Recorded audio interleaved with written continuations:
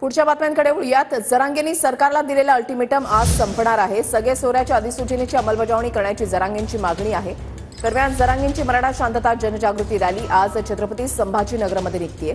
5 लाखांहून अधिक मराठा रॅलीला उपस्थित राहण्याचा अंदाज वर्तवला जातोय आणि छत्रपती संभाजीनगरमधील शाळा आणि महाविद्यालयांना आज सुट्टी जाहीर करण्यात आली आहे।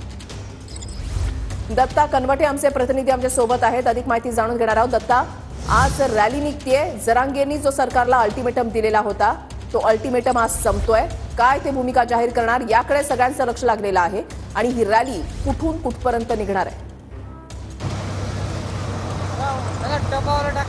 नक्कीच मनोज जरांगे पाटील आज काय बोलणार याकडे सगळ्यांचं लक्ष लागलेलं आहे। मात्र तत्पूर्वी खुलताबाद येथून छत्रपती संभाजीनगर पर्यंत भव्य दिव्य अशी ट्रॅक्टर रॅली निघालेली आहे। तब्बल 200 ट्रॅक्टर या रॅलीमध्ये सहभागी झालेले आहेत। आपण बघू शकता की पाठीमागे आणि पुढे सगळीकडे ट्रॅक्टर आपल्याला या ठिकाणी दिसत आहेत आणि ही सगळी ट्रॅक्टर रॅली छत्रपती संभाजीनगर शहरातल्या कर्णपुरा ग्राउंडवरती जाणार आहे। खुलताबादवरून ही सगळी ट्रॅक्टर रॅली आलेली आहे। छत्रपती संभाजीनगर जिल्ह्यातील आणि खास करून खुलताबाद तालुक्यातील जेवढे काही समाज बांधव आहेत, हे सगळे समाज बांधव आपापले ट्रॅक्टर घेऊन या ट्रॅक्टर रॅलीमध्ये सहभागी झालेले आहेत आणि मोठ्या संख्येने ट्रॅक्टर या ठिकाणी आले असल्याचं आपल्याला पाहायला मिळतंय। एक छत्रपती शिवाजी महाराजांचं भव्य दिव्य स्मारक सुद्धा अशाच एका समोरच्या ट्रॅक्टरवरती घेऊन सुद्धा हे समाज बांधव आलेले आहेत आणि मनोज जरांगे यांच्या रॅलीमध्ये एक वेगळी रंगत जी आहे ती या ट्रॅक्टर रॅलीने आणलेली आहे। मोठ्या संख्येने सगळे ट्रॅक्टर या ठिकाणी आले असल्याचं आपल्याला पाहायला मिळतंय।